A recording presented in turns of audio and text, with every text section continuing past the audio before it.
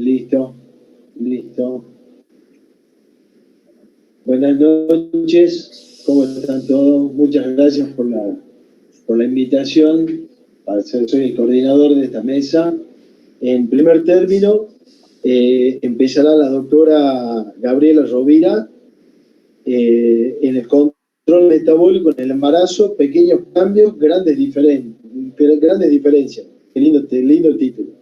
La doctora es médica endocrinóloga del Hospital Británico, docente asociado de la UBA, la UCA, codirectora del curso de diabetes y embarazo de la Sociedad Argentina de Diabetes, miembro del Comité de Innovación de la Sociedad Argentina de Diabetes. En el segundo término nos disertará la licenciada en nutrición Belén Molina, que es miembro Comité de Innovación y Diabetes de la Sociedad Argentina de Diabetes, miembro del Comité de Nutrición de la Sociedad Argentina de Diabetes, y nos presentará casos clínicos, diabetes pregestacional y tecnología y monitoreo continuo. Empezamos con Gabriela Rovira, con la doctora Gabriela, y las preguntas las dejamos para el último. Perfecto. Silenciemos todos los micrófonos, así tengamos una buena conexión. Bueno, muchas gracias. Muchas gracias por la invitación. Un gusto para mí estar acá hoy con ustedes y compartiendo este tema que realmente es uno de los temas que me apasiona dentro de la diabetes. Así que bueno, espero poder brindarles algunos conocimientos que ayuden en el día a día. Ahí se ve mi presentación. No, doctora. ¿No? A ver. Bueno, voy a ver de compartir. Tienen que habilitar. Habilitar, compartir. Ya te habilito. ¿Listo, Gabriela? ¿Listo? Ahí, sí. Ahí intento de nuevo.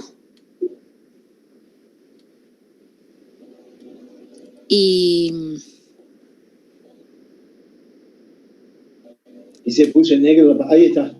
Ahí se ve. Sí. Bueno. Espera que quiero poner el...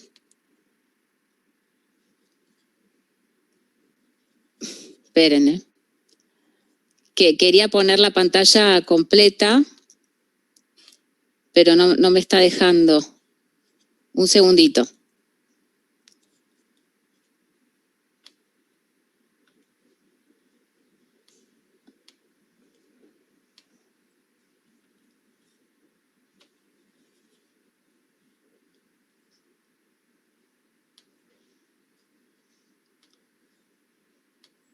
¿Ahí se ve completo? Sí, ahí se ve completa la pantalla. Perfecto. Bueno, entonces arrancamos. La idea es empezar a hablar del uso del monitoreo continuo en el embarazo y sobre todo partimos de la pregunta de por qué hablar de tecnología en diabetes y embarazo. Algunos datos que tenemos del Reino Unido nos muestran que en esta evaluación que hicieron de 172 centros de maternos, donde evaluaron resultados perinatales, encontraron que dentro de las pacientes con diabetes 1, solo un 14% se embaraza con una hemoglobina glicosilada menor al 6.5%. Y que en diabetes 2, las mujeres solo 38% embarazan con un control de hemoglobina glicosilada objetivo. ¿Y cómo se traduce esto en los resultados perinatales? Acá vemos en el cuadro de la derecha que mujeres que tienen hemoglobina glicosilada menor a 6.5 en el tercer trimestre tienen un 36% de recién nacidos grandes para edad gestacional. ¿Qué nos está diciendo esto?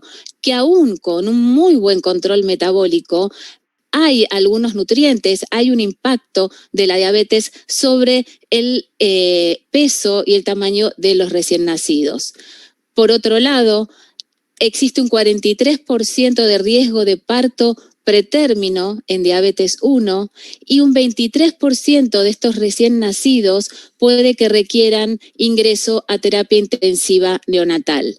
Entonces, como vemos en los países donde tienen un buen registro de datos, todavía los resultados perinatales que tenemos no son los ideales. Y viendo un poquitito la relación entre el monitoreo de la glucosa y los resultados de la hemoglobina glicosilada, en este estudio Exchange evaluaron la relación entre la hemoglobina glicosilada y la cantidad de veces que las personas con diabetes miden su glucosa. Y como vemos acá en el recuadro, personas que miden su glucosa entre 9 y 10 veces al día logran hemoglobinas glicosiladas más bajas, pero si vemos qué niveles de glicosiladas son, estos porcentajes rondan alrededor del 7.5% y sabemos que para buscar embarazo este no es un valor ideal. Y esto, como vemos en el cuadro de la derecha, es independientemente del tipo de tratamiento que utiliza, ya sea múltiples dosis o tratamientos estándares o tratamientos insulínicos con bomba de infusión continua. Entonces, vemos que ¿cuál es el problema? Aún realizando 9 a 10 controles por día, y sabemos que no todas las pacientes logran hacer esa cantidad de controles, existe un valor existen valores que van a estar por fuera del objetivo. Y esto pasa no solo en fuera del embarazo, sino también en mujeres embarazadas. Es así que en el estudio CONCEPT se evaluó los resultados de mujeres que utilizaron monitoreo continuo durante el embarazo y los eventos perinatales. Es un estudio randomizado donde se comparó qué pasaba con las mujeres que usaban monitoreo continuo versus las que usaban el monitoreo de capilar. Y lo que se vio como outcome primario fue que desde la randomización a la semana 34 hubo un descenso de hemoglobina glicosilada. Este descenso fue mayor entre el grupo que utilizó monitoreo continuo, pero no fue una diferencia significativa con las pacientes que hacían monitoreo capilar. Sin embargo, donde se encontró la mayor diferencia fue en cuanto al porcentaje de tiempo en rango logrado, desde el inicio del estudio a la semana 34. Y acá analizando un poquito este cuadro vemos que en el baseline, o sea, al iniciar el estudio, tanto el grupo con monitoreo continuo como el grupo que hacía monitoreo capilar tenían un 52% de tiempo en rango. En semana 34, las mujeres que tenían monitoreo continuo lograron aumentar ese tiempo en rango al 68% y las mujeres que tenían controles capilares también aumentaron el tiempo en rango, pero lo aumentaron al 61%. Y acá es donde se empieza a hablar de que este pequeño porcentaje, entre un 5 y un 7% de aumento del tiempo en rango, se asoció, y ahora vamos a ver, con una disminución de las complicaciones perinatales. Hasta acá vamos bien, porque yo el otro día se me cortó y seguía hablando sola. ¿Se escucha? Sí, vamos bien, doctora. Sí, todo bien. Bueno, buenísimo. Si no se entiende algo, me avisan, ¿sí? Entonces, hablando de esta diferencia de un incremento del 5 al 7% del tiempo en rango entre las mujeres que utilizaron monitoreo continuo, vemos que este grupo logró un menor porcentaje de recién nacidos grandes para la edad gestacional, macrosómicos, y este último punto muy importante, el ingreso a terapia intensiva neonatal de más de 24 horas fue menor en el grupo que usó monitoreo continuo. Entonces, ¿por qué este estudio tiene tanto impacto?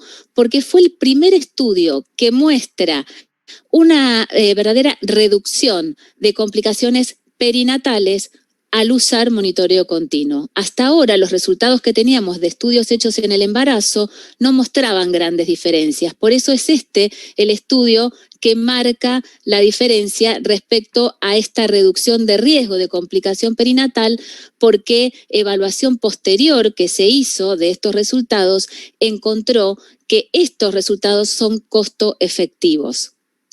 Entonces, a posteriori de este estudio Concept surgen otras publicaciones. El estudio Concept salió en el 2017 y a partir de ahí, en el 2019, Helen Murphy, que es una doctora que habla mucho de tecnología en todos los congresos, en general en el ATTD o a veces en el Americano de Diabetes también, hace esta publicación haciendo referencia a que este 5% de diferencia en más que lograron las mujeres con monitoreo continuo marcó diferencia y que esta diferencia cuenta y es importante.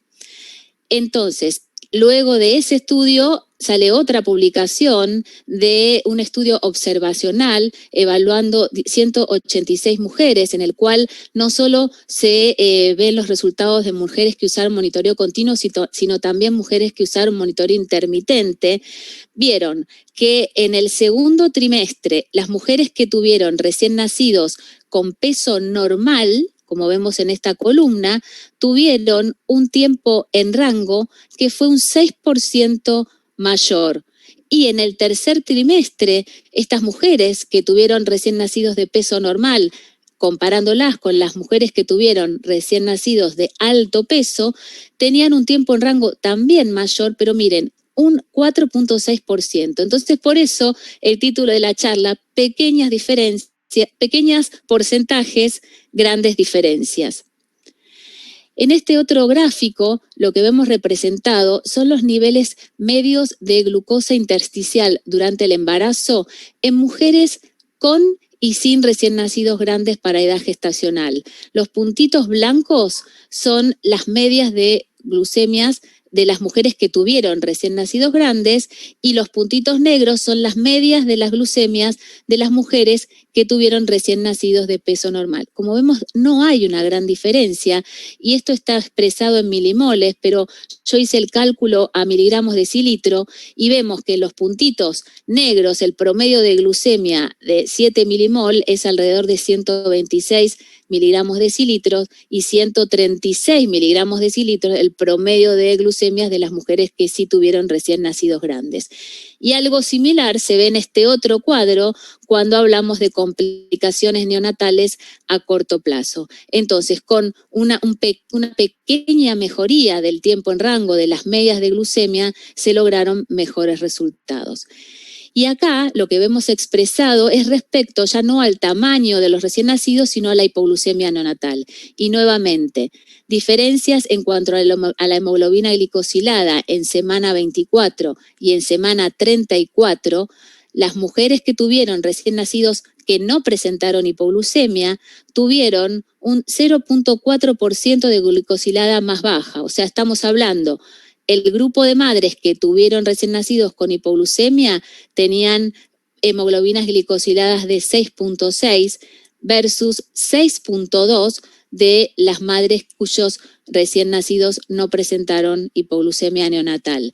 Y volviendo a ver el tiempo en rango, vemos que las mamás de los recién nacidos que no tuvieron hipoglucemia tenían un tiempo en rango del 53% versus 45% del grupo de madres que sí tuvieron recién nacidos con hipoglucemias. Nuevamente vemos un 7% más de tiempo en rango entre quienes no tuvieron esta complicación.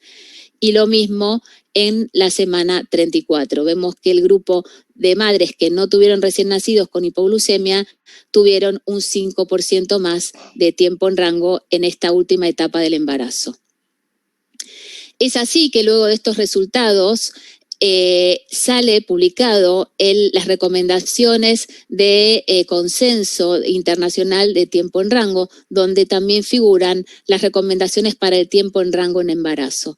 Y en este consenso se publica la recomendación de tiempo en rango para las distintas poblaciones de pacientes con diabetes. Como vemos en la primera columna, pacientes con diabetes 1 y diabetes 2, la recomendación es intentar lograr un tiempo en rango de más del 70%, entre 70 y 180, pero en el embarazo lo que cambió por los parámetros objetivos que usamos en el embarazo es que el rango que se toma es menor, es entre 63 y 140 en mujeres con diabetes 1 que se embarazan, y en mujeres con diabetes gestacional o con diabetes 2 que se embarazan se usa el mismo rango, pero el objetivo ideal a intentar lograr es del 90%. Sin embargo, todavía no hay una alta evidencia como para esta recomendación de usar monitoreo continuo en diabetes, sobre todo diabetes gestacional. Ahora vamos a ver que en diabetes 2 y embarazo sí la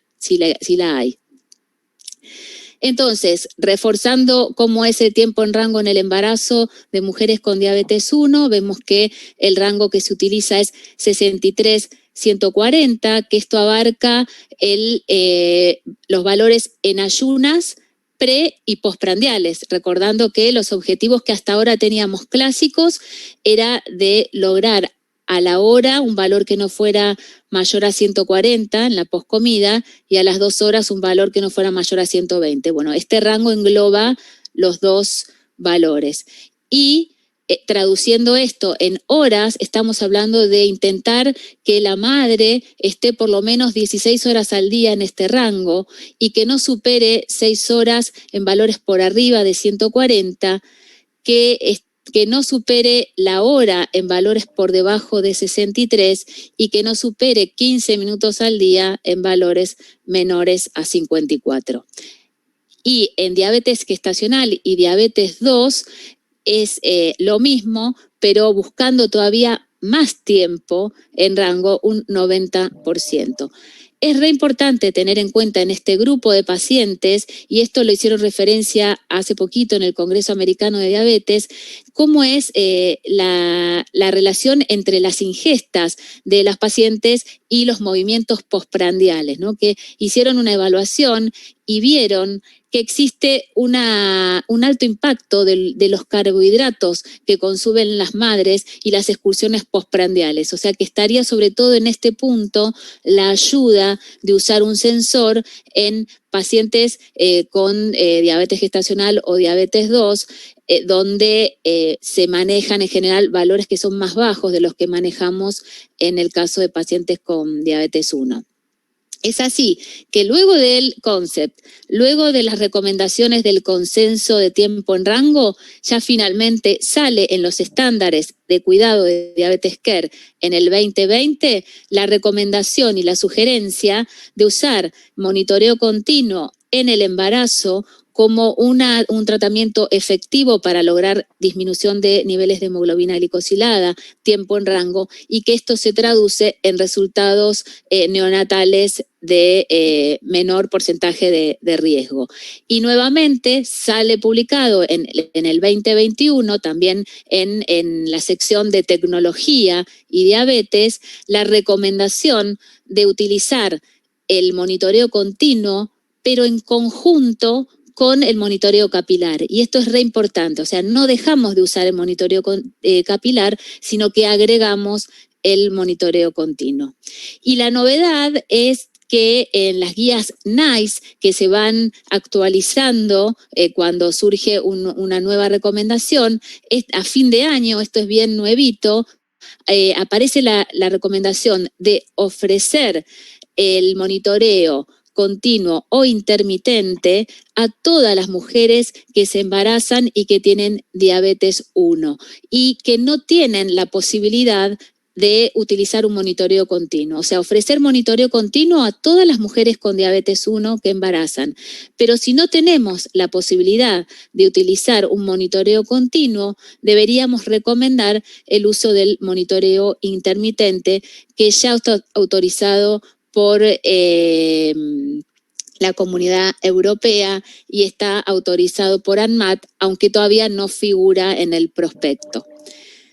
Entonces, volviendo a si lo usaríamos en mujeres con diabetes gestacional, un monitoreo continuo, les cuento el caso cortito de una paciente que me vino a ver este año, ya utilizando el sensor. Se lo habían recomendado en otra consulta y les traje para analizar un poquito cómo era la bajada de datos de esta paciente, que como verán, en realidad mantenía una curva glucémica casi al límite del rango inferior, ¿no? Recordando que en estas pacientes el objetivo de tiempo en rango debería ser un 90% entre 63 y 140, ¿no? Como les puse acá en el gráfico.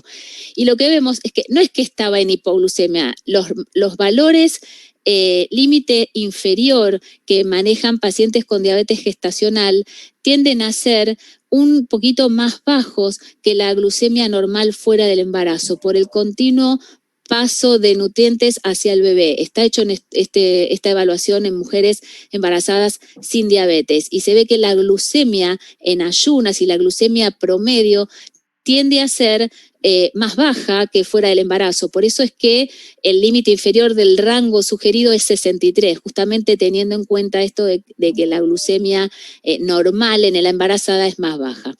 A esta paciente se le había hecho un diagnóstico con curva, con la P75, en ayunas había tenido un 72 y a las 2 horas 160. O sea, imagínense que si en ayunas parte de niveles de 72, muchas veces estos valores que acá figuran como rojo, no es que está en hipoglucemia, sino que está dentro de los niveles donde todos los sensores que miden la glucosa intersticial pierden un poquito de la precisión. Entonces es acá donde yo me pregunto si realmente este tipo de utilidad nos está aportando un alto beneficio, ¿no? Lo que marco acá es la única excursión que ella presenta de hiperglucemia postprandial, que incluso ella sabía específicamente el día que había tenido esa excursión porque había comido algo que estaba fuera de su dieta habitual, una paciente que se estaba cuidando muy estrictamente. Y bueno, la verdad que en esta paciente, o sea, yo no se lo indiqué, le dije, mira, la verdad que podés hacer, sobre todo pacientes que no están con insulina, es relativa la utilidad, ¿no?, del uso del sensor. Pero sí tener en cuenta que nos puede llegar a ser de utilidad para evaluar estas excursiones glucémicas cuando el porcentaje de hidratos de carbono consumidos se van de nuestra recomendación. Este es el caso, sí, de una paciente de 32 años con diabetes tipo 1 desde los 4 años, cursando el segundo trimestre, y acá vemos cómo presenta un tiempo en rango del 81%, recordando que en esta paciente sí, con un 70% en rango estaríamos dentro de la recomendación ideal. Vemos de todas maneras que marca un poquito más de hipoglucemias de lo recomendado. Y acá lo que yo hice fue comparar qué pasaría con el tiempo en rango de esta paciente si utilizáramos 70-180 y qué pasa cuando utilizamos 70-140. Acá vemos la diferencia, como acá tiene un 80% y cuando lo pasamos a 70-140, ese tiempo en rango pasa a ser 77%. O sea, es un rango muy estricto y bastante difícil de lograr, no es fácil. Esta es otra comparación que hice, la misma conversión de otra paciente que en este caso está usando un monitoreo continuo de una bomba de infusión continua y vemos que si usamos el rango 63-140 tiene un 61% en rango. Si lo pasamos a 70-180 estamos hablando de lograr un 85% en rango. De todas maneras, 61%, como vemos, es similar al tiempo en rango que lograron las pacientes que participaron del estudio CONCEPT, o sea, y quienes tuvieron menores complicaciones. Es un trabajo muy a diario, tenemos que verlas muy de cerca, estas pacientes, hacer cambios continuamente, semana a semana, para poder lograr estos resultados.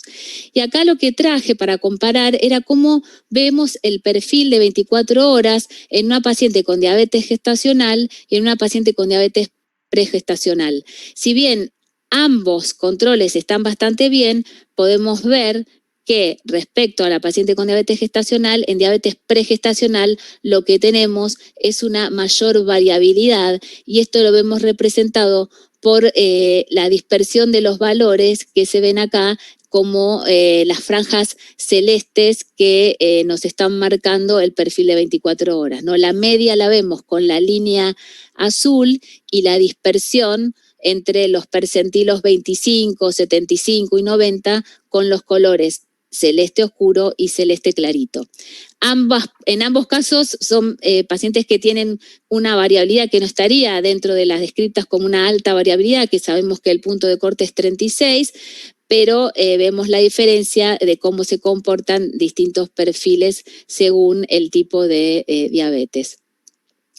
Y acá vemos lo mismo, pero analizando el resumen semanal de ambos pacientes. En el caso de diabetes pregestacional vemos bien marcadas las curvitas de las excursiones que se asocian a las ingestas, y vemos cómo en el caso de esta paciente que tiene diabetes gestacional y que está solo con dieta, pareciera que la curva de la noche, que son todas las curvitas que vemos en rojo, estuviera en hipoglucemia, pero sin embargo son valores normales para el embarazo. Y bueno, hablar un poquito también de respecto al tiempo bajo el rango, que esperado para el embarazo, como veíamos antes, debería ser no más del 4% de valores por debajo de 63 y no más del 1% de valores por debajo de 54.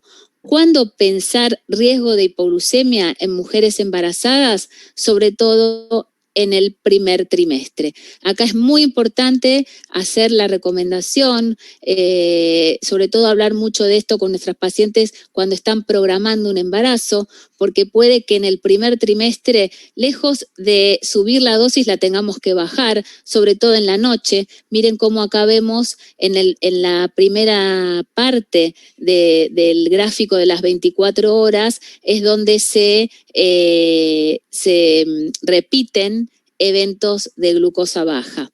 Y acá les traje también algo bien nuevito, que es cómo hablamos o cómo definimos un evento de glucosa baja. Sabemos que las hipoglucemias hoy tienen una clasificación de nivel 1, menos de 70, que en el embarazo sería menos de 63, nivel 2, menos de 54, y nivel 3, cuando se requiere de una tercera persona para ser asistido, ya no hablamos de un valor. Y también hablamos de hipoglucemia, y tenemos que analizar la cantidad de hipoglucemias que presenta un paciente en cuanto a la periodicidad de los eventos en un momento determinado de las 24 horas, y sobre todo de mayor riesgo cuando esto sucede en la noche. Y cómo lo vemos representado, esta repetición de eventos en el mismo horario, con, como vemos acá, los rojos muy oscuros, ¿no? Los varios eventos repetidos en el mismo momento. O sea, ¿qué nos estaría hablando esta bajada de datos? Que tenemos que hacer un cambio. Probablemente, ¿qué tendríamos que cambiar acá? Si alguien se anima a comentarlo. Esta paciente está con 2 dosis de detemir, 16 unidades a la mañana, 4 unidades a la noche, y así se embaraza. Y bueno, claramente las 4 unidades de la noche en este momento están siendo elevadas, ¿no? Lo otro para evaluar en cuanto a un evento de hipoglucemia es el nadir, o sea, hasta qué valor inferior llega, y que para ser denominado evento de hipoglucemia por lo menos debería durar más de 15 minutos. Y otro parámetro también de denominación de estos eventos de hipoglucemia es si dura más de 60 minutos, estamos hablando de un evento prolongado. Entonces son las nuevas determinaciones que empezamos a escuchar en cuanto al análisis de datos de los monitoreos continuos de glucosa. Y acá les traje cómo vemos y qué diferente que se ve en cantidad de hipoglucemias cuando llegamos al tercer trimestre. Cómo vemos una dosis en la misma paciente mucho más elevada, pasamos de 16,4 unidades a 38 unidades de Levemir, asociado con la insulinoresistencia progresiva del embarazo, y lo que les decía antes, cómo tenemos que acompañar el tratamiento y acompañar los perfiles. Esta paciente tiene 63% en rango. El rango lo vemos en esta pantalla, que es la que se llama la pantalla instantánea. En la pantalla del AGP, donde yo les mostraba el informe completo, no lo vemos el tiempo en rango para el embarazo, como acá sí vemos que está modificado 63-140. En el AGP se ve, por ahora, sigue estando, o sea, les quiero decir con esto, si bien la paciente puede tener programado su sensor, su lector, como tiempo rango 63-140, para ver que lo tenga así configurado, lo tenemos que ir a buscar en esta pantalla, que es la que se llama instantánea. Y acá vamos a ver que lo tiene puesto en 63 y 140. En el informe de AGP, que es la pantalla completa con todos los datos, no vamos a ver este rango, sino vamos a ver el rango clásico. Esto todavía para embarazo no se ve modificado en esa pantalla. Y haciendo referencia a pacientes con hipoglucemia y cuáles son factores de riesgo para tener en cuenta hipoglucemias o tiempo bajo el rango en las embarazadas, son aquellas mujeres que se embarazan y tenían previamente historias de hipoglucemia, que tienen baja percepción a las hipo, más duración de la diabetes y más antigüedad, pacientes que tienen al momento de embarazarse glicosiladas menores a 6,5 y dosis elevadas de insulina. Así que es muy importante identificar factores de riesgo para hacer prevención y sobre todo tener que riesgo se presenta mayormente en el trimestre. Y si tenés las dosis, y si usando y hincapié en la protección del embarazo, que las pacientes que embarazan en cuenta estos detalles que van a estar mejorando sobre todo los resultados. Y como para ir terminando, resumiendo, el uso del monitoreo continuo en el embarazo se asoció a una disminución de las complicaciones perinatales, nos da más datos, nos da datos que nos ayudan a tomar una conducta, a tomar conductas en forma más frecuentemente. Tener en cuenta que el rango es mediciones que hacemos precomida por monitoreo capilar, es de buena práctica seguir haciéndolas, no las vamos a reemplazar con el monitoreo continuo. Y bueno, y el seguimiento cercano y manejo interdisciplinario y conexión con el obstetra, tratar de comunicarnos con si se puede tener equipo con la nutricionista, es fundamental para ir acompañando desde todas las áreas que impactan en los resultados. Y bueno, sobre todo, madres con un buen control nos hablan de recién nacidos sanos nos habla de intentar lograr familias sanas, y familias sanas nos van a ayudar a tener poblaciones más sanas también. Así que bueno, esto fue todo. Y ahora no sé si dejo de compartir. Muchas gracias, Gaby. Excelente la presentación. Yo lo del informe del AGP no sabía que en embarazo tenían que buscarlo en instantánea. Uno siempre va y aparece el otro tiempo en rango, tenés razón. ¿Viste? Sí. Por eso sí. lo traje, porque... Sí, eso yo no lo sabía. Porque más de una vez yo entro en duda si lo modifiqué o no, claro. Y resulta que donde lo vemos modificado es en esa pantallita, en la instantánea. Claro, y ahí es donde, donde tenemos que tener en cuenta esta diferencia de porcentajes que vamos a tener cuando nos marca un rango u otro, ¿no? Así es. Así que... Bueno, sobre todo la novedad de que ya aparece en otras guías, ya tenemos la recomendación de uso de estos sensores en el embarazo en la guía NICE, y nosotros seguimos bastante lo que dice la guía NICE, Así que, bueno, será cuestión de animarnos a, bueno, a... Yo tengo una duda, me parece que es medio tonta mi duda. Vos dijiste que las guías NICE recomendaban ofrecer a las pacientes el monitoreo continuo de glucosa. ¿Vos te referís a eso, que tengan puesto una bomba versus el intermitente? Eso no te entendí bien.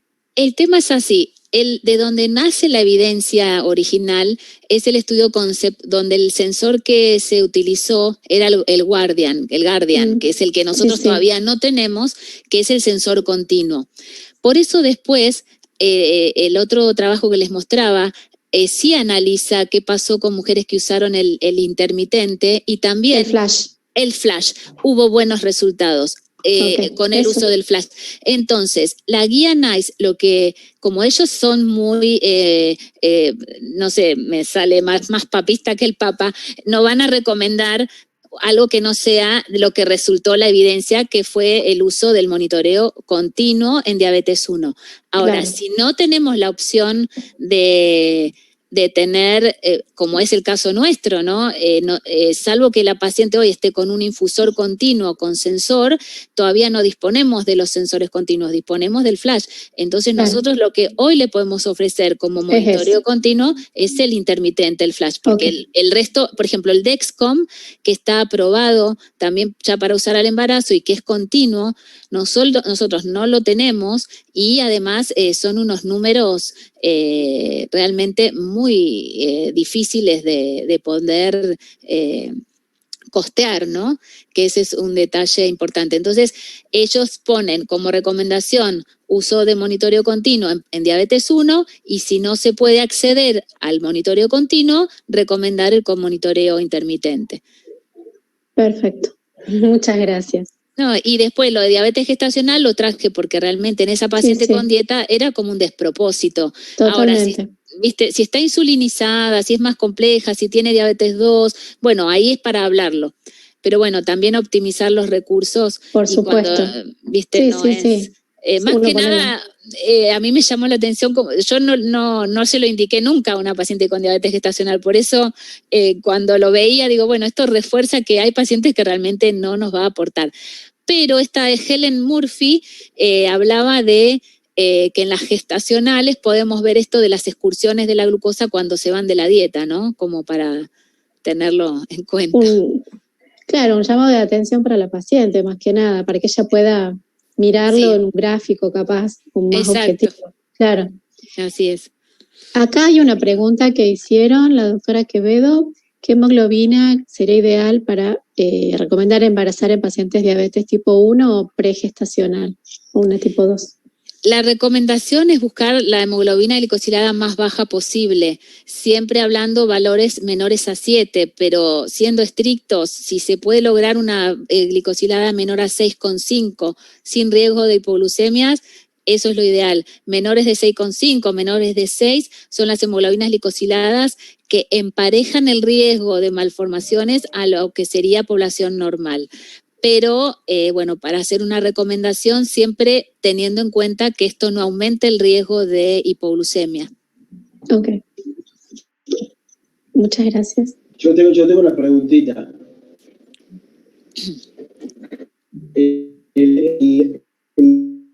Sería la mezcla de freestyle que tenemos la demanda de la paciente diabética tipo 1. O sea, si bien lo dijiste muy claro de la utilización del monitoreo continuo, pero nos serviría más que nada para marcar las postprandiales. Espera, porque se entrecortó, no sé si alguien, a mí se me entrecortó. Entendí lo de las postprandiales. La utilidad real del monitoreo continuo, que es el que tenemos nosotros, que es el freestyle a demanda. El monitoreo a demanda, perdón. Ya tiro el chivo ahí, pero bueno. ¿Cuál sería la utilidad real en el día a día de la paciente? Sería más que nada para las postprandiales, ya que en la previa tendríamos que usar el monitoreo para poder utilizar el conteo o hacer otros ajustes. Mira, En realidad es toda una sumatoria de datos que vamos a tener y la posibilidad de tener muchísimas más mediciones, porque ahí yo no lo remarqué, pero hay casos donde la paciente se termina escaneando 22 veces al día y tenemos, primero, esta posibilidad de ir, por ejemplo, yo la semana pasada vi una paciente que está con flash y viene con una perfecta hemoglobina glicosilada, estoy hablando 6,2, y le da que tiene el líquido amniótico aumentado, y ella tenía un 66% en rango. Bueno, le dije que ajustara las correcciones, le aumenté la insulina, le aumenté la rápida, le aumenté la lenta, y la veo en esta semana. Y esta semana aumentó un 10% el rango. Y o sea, hoy está hoy la vi con 76%. En una semana, yo ya me ayuda a quedarme tranquila que tengo un parámetro objetivo, estandarizado, lo veo en números, en gráfico, que yo, si no la hubiera visto con esta bajada de datos, podría llegar a ver que está mejor, pero analizando toda la cantidad de los números que nos traen en el cuadernito con las miles de anotaciones, o sea, en un segundo yo tengo la tranquilidad de que con los cambios que hicimos en una semana aumentamos un 10% en rango, la semana que viene va a ser otra ecografía, la voy a volver a ver, pero nos aporta muchos datos, lo mismo que lo que pasa a la noche, o dosis a veces excesivas de las noches que generan una hipo en la nocturna, entonces que uno puede decir, bueno, ojo con la corrección, porque a veces pasa que pacientes que están con estos dispositivos se sobrepasan, ¿no?, en correcciones, y bueno, también podemos ver eso a la inversa. Bueno, esta hipoglucemia fue por una sobrecorrección que te diste en la cena, que si no tuviéramos lo que pasó en la noche, con la vista de 24 horas no lo podríamos estar encontrando.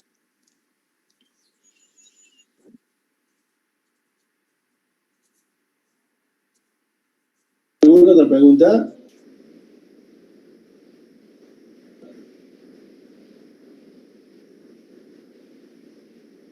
Yo creo que podemos seguir con Belén, si te parece.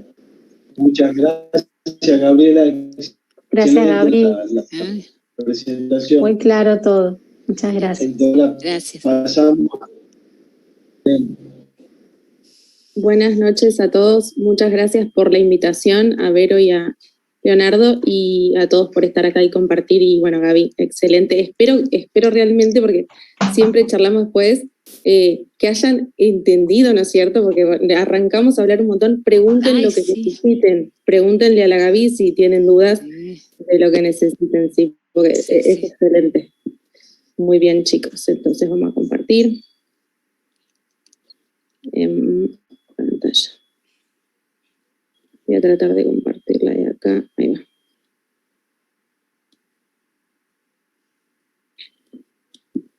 Bien, esto vamos a poner así. Ahí la están viendo, ¿verdad? Sí, sí. Sí, Belu, vemos. Buenísimo. De lujo, entonces. Vamos a subirle acá un poquito. Ahí estamos. Bueno, nada, seguimos con la parte más práctica, reforzando lo que comentó Gaby, así que bueno, vamos con eso nomás. Bien, vamos a checarlo, ahí está, mejor. Bien, como para reforzar un poco el uso de la tecnología como monitoreo continuo de glucosa, con una adecuada educación junto con la insulinoterapia y trabajo en equipo, demostraron ser recursos significativos para alcanzar los objetivos metabólicos y nutricionales y evitar las complicaciones que tienen que ver con el embarazo, ¿sí? Es lo que hablaba la Gaby en cuanto al costo-beneficio de este uso. Viendo casos clínicos específicos, les voy a mostrar una persona con diabetes pregestacional y uso de monitoreo continuo de glucosa. Es una mujer de 30 años de edad, con diabetes tipo 1 desde los 20 años de evolución, y programa su primer embarazo con un monitoreo e infusor de insulina integrado en este caso, ¿sí? ¿Qué pasa durante las primeras semanas? Bien, tenemos un aumento de estrógenos y progesteronas, y las progesteronas es como que la progesterona influye en un montón de partes en cuanto a la absorción de los alimentos, momentos en donde por ahí, que lo vamos a ver en la bajada de datos, uno se da un bolo de insulina y vienen las náuseas y bueno, ¿qué hacemos ahí? ¿Sí? es todo como un desafío con eso, ¿no? Bueno, esto estimula la secreción de la insulina, mayor consumo de glucosa por parte del feto, mayor uso periférico de esa glucosa y disminución de la producción hepática de glucosa, ¿sí?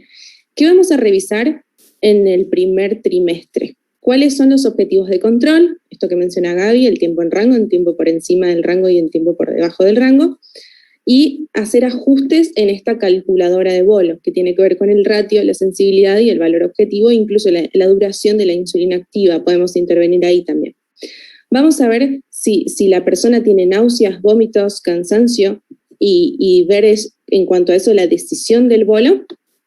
Vamos a revisar también la alimentación, la calidad de lo que come, si tolera lo que indicamos, si es fraccionada y qué pasa con las calibraciones cuando usamos un sensor que requiere de calibraciones y que, por ejemplo, a veces pide calibraciones cada 2 horas o cada 6 horas. Si damos como comidas muy seguidas, no vamos a poder calibrar y perdemos el uso del sensor, ¿sí? Eso es re importante.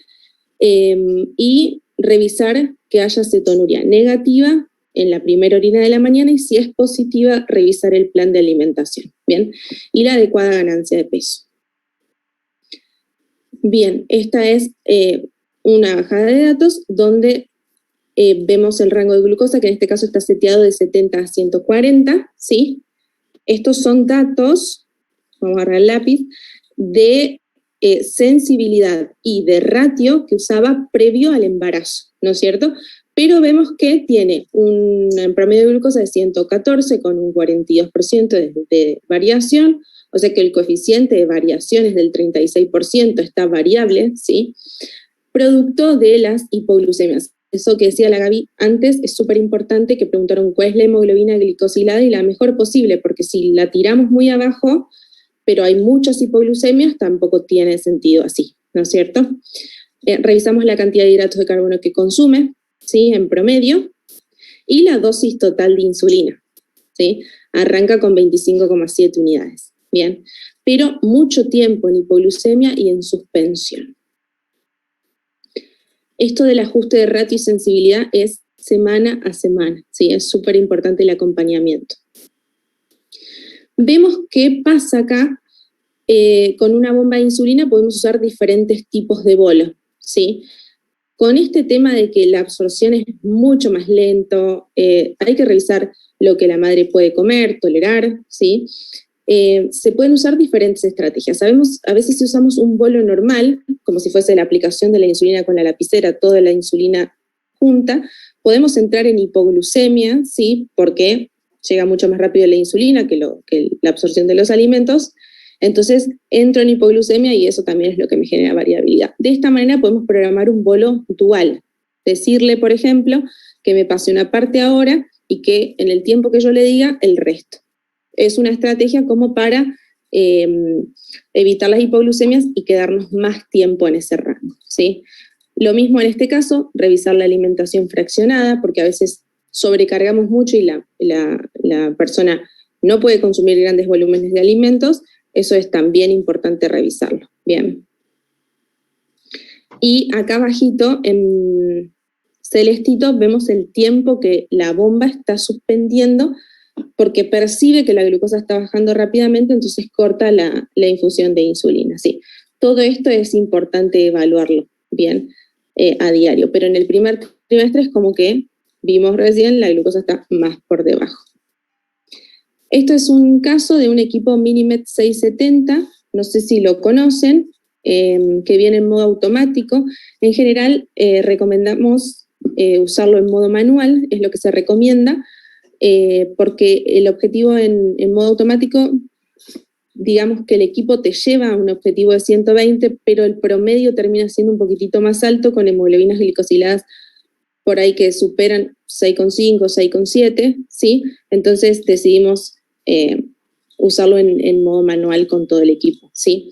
Bien, acá al costadito podemos ver el tiempo en rango, eso está bastante bueno a diferencia de otros equipos, y vemos también, por ejemplo, esta es la infusión basal o dosis basales temporales, la cantidad de suspensiones, bien, en el primer trimestre, y hay una tendencia a que la glucosa esté un poco más baja, y también la alimentación fraccionada. Estos cuadraditos naranjitas son la carga de hidratos de carbono que va haciendo la persona, ¿sí? Más fraccionada. Acá, bien, como mostraba también Gaby, un caso clínico de una mujer embarazada con un sistema flash, con un freestyle libre que desde el ¿cómo se llama?, lector o el celu, no se puede setear de 63, no es que sí lo podemos setear y no lo vemos, incluso la persona no lo puede ver desde su propio recurso, o su lector o su celu, entonces bueno, es como se vería con un sistema de freestyle libre, se pueden hacer anotaciones también, ¿sí? El número de veces que registra valores, la cantidad de insulina rápida, la cantidad de insulina lenta, y bueno, sobre todo revisar el impacto de los alimentos y los diferentes tipos de aplicación de insulina en los diferentes momentos del día. Bien, ¿qué pasa a partir de la semana 20? Cambia la historia, como haciendo un corte significativo ahí. Hay una insulinoresistencia fisiológica, aumento de las hormonas placentarias y mayor acúmulo adiposo, aumento en la producción del cortisol, prolactina y glucagón. Esto produce una acción antiinsulina, y en el tercer trimestre puede requerirse hasta el triple de insulina. Bien, ¿qué vamos a revisar?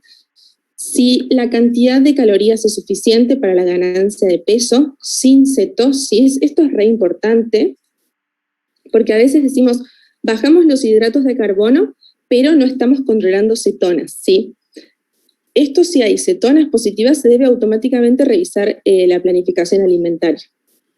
Bien, vamos a revisar también si la alimentación es adecuada, si hay un aumento de los requerimientos de insulina y ajustes en la calculadora de bolo, y lo que se puede hacer de actividad física en el segundo trimestre. Bien. Bien, esta es la paralela del primer caso que les había mostrado. Ya la sensibilidad de 66 pasamos a 49. Fíjense que tenemos ratios diferentes, que es la relación entre insulina y hidrato de carbono. Por ejemplo, en este periodo, cada 6 gramos de hidratos de carbono corresponde a una unidad de insulina, acá durante el día cada 8, ¿sí? Hemos llegado a valores como mucho más bajos también, un ratio de 4 o 3, ¿sí? El promedio de glucosa con su desviación, ¿sí? Sí están más adecuados los gramos de hidratos de carbono con respecto al primer trimestre, que venía comiendo un poco más, y acá se ve la cantidad de insulina total, que había arrancado con 25 unidades, bien. El tiempo de suspensión disminuyó, se ven un poco menos de hipoglucemias. Eso es lo que vemos en la práctica en general. Bien.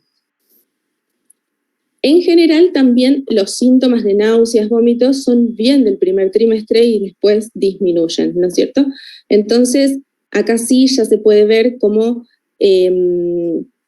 con una indicación de un bolo, ¿sí?, estándar, como si fuese la aplicación de la insulina, o sea, toda la insulina junta, hay buena respuesta, bien, y la distribución de la comida también como más pareja durante todo el día.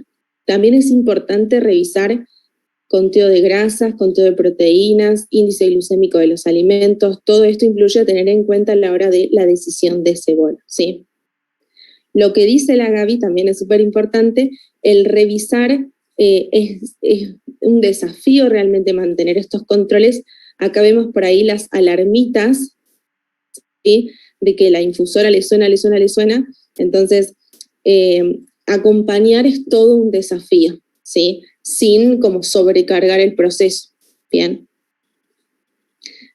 Y mis conclusiones para eso, bueno, como les contaba, que el acompañamiento del aprendizaje de cada integrante del equipo es súper importante, planificar el embarazo también y el entrenamiento avanzado. La tecnología es un recurso que nos permite llegar a mejor control, ¿sí?, pero es todo un desafío, digamos, también por parte de los profesionales estar a tono con eso. Entonces, mi invitación sería que puedan hacer capacitaciones en cuanto a esto, así pueden acompañar de manera más oportuna. Bien.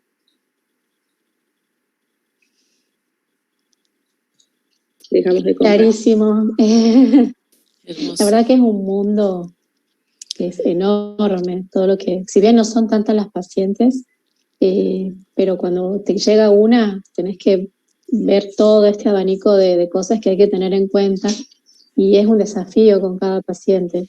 Y Es por un- trimestre, y ese acompañamiento sí. Es un manejo muy, muy, muy intensivo, realmente a veces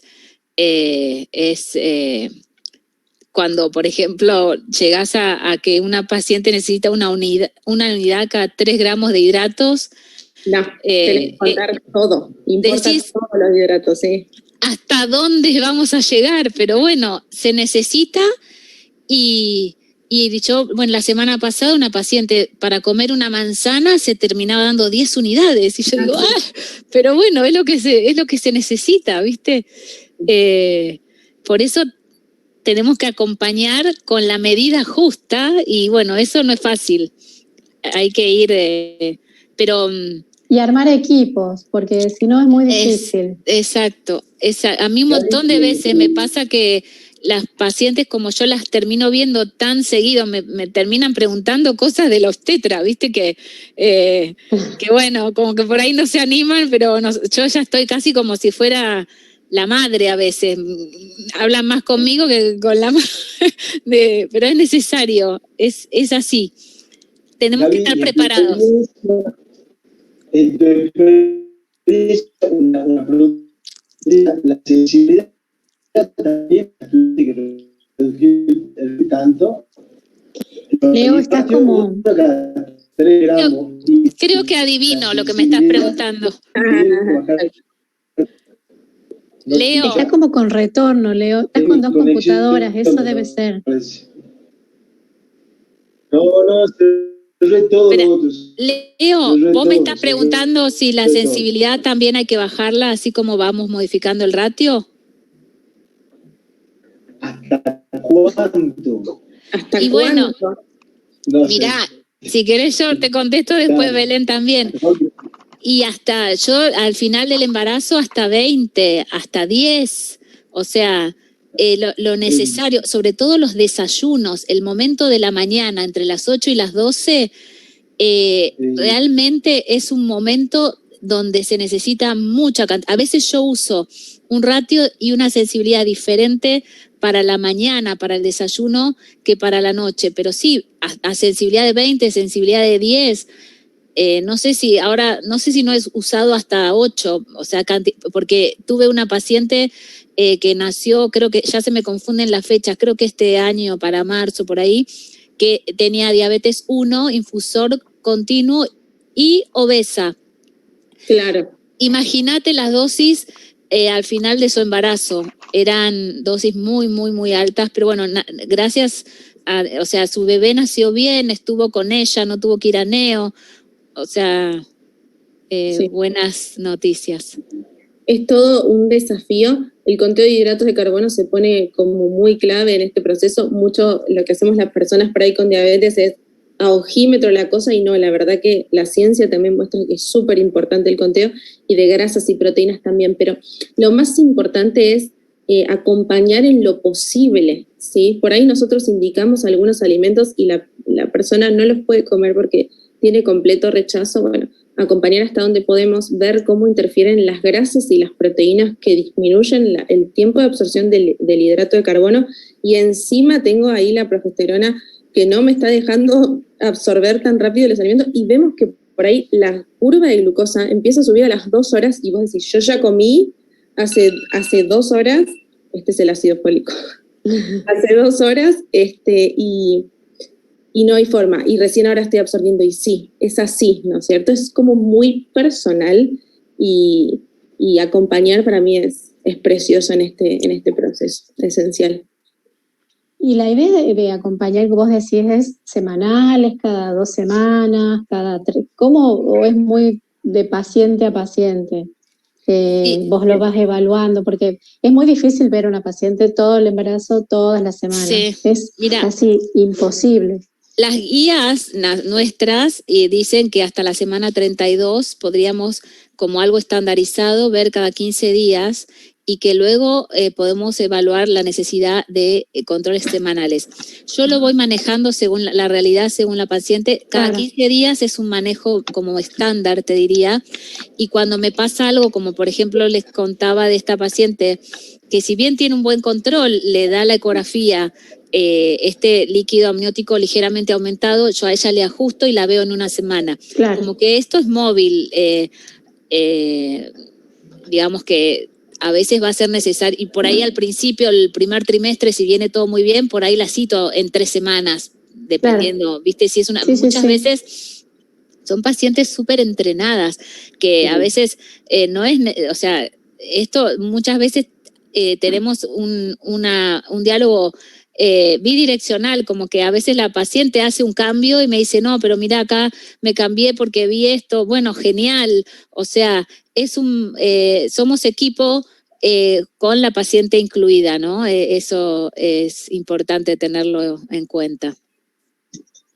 Sí, totalmente. No todas, pero el caso de pacientes con infusores, y me encantó lo que mostraba Belu, como un detalle importante es donde las infusores, para quienes usan infusores, te marca la cantidad de hidratos de carbono. Ese detalle yo lo uso mucho porque ahí yo puedo ver si se está zafando mucho con los hidratos. Por ejemplo, esta chica que les contaba que tiene obesidad, en algún momento también era una cuestión de, no, bajemos los hidratos, porque la insulina tiene su límite, ¿no? A ver, con la Nutri, ¿dónde podemos bajar y ayudar? Porque es importante el límite de hidratos diario, ¿no? Que si yo veo que me está poniendo, por otro lado, en la totalidad de los hidratos día, que consume 97 hidratos de carbono y está subregistrando, porque una dieta en un día 97 gramos es realmente muy poquito, ¿no? Pensando en un desayuno estándar de 2 tostadas con un café con leche, por ejemplo, y que, no sé, Belu tendrá unos 45, ¿no? Más o menos, hidrato de carbono.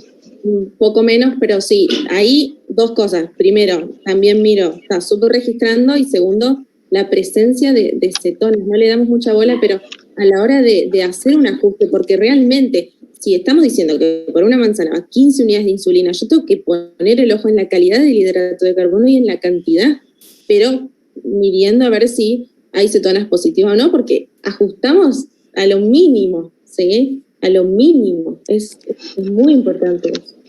Belén, ¿y cuánto es el límite inferior? ¿Se me escucha o no? Sí. Tengo ganas de llorar.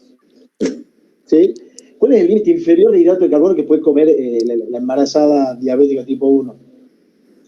Mira, la recomendación es no menos de 170 gramos de hidratos de carbono por día, pero lo cierto es que, digamos, cada persona, según su peso, altura, edad, etcétera, podemos ajustar un poco más con los hidratos de carbono. Pero 90 gramos de hidrato de carbono me juego la cabeza que hay cetonas positivas, sí o sí. Perfecto. Sí, te jugás bien, Belén, te jugás bien. La segunda pregunta sería, ¿cómo utilizarías los cuerpos cetónicos cuando vos bajás ese rango de hidrato de carbono? ¿Cuán frecuente lo usás? ¿Día por medio, todos los días, una vez a la semana?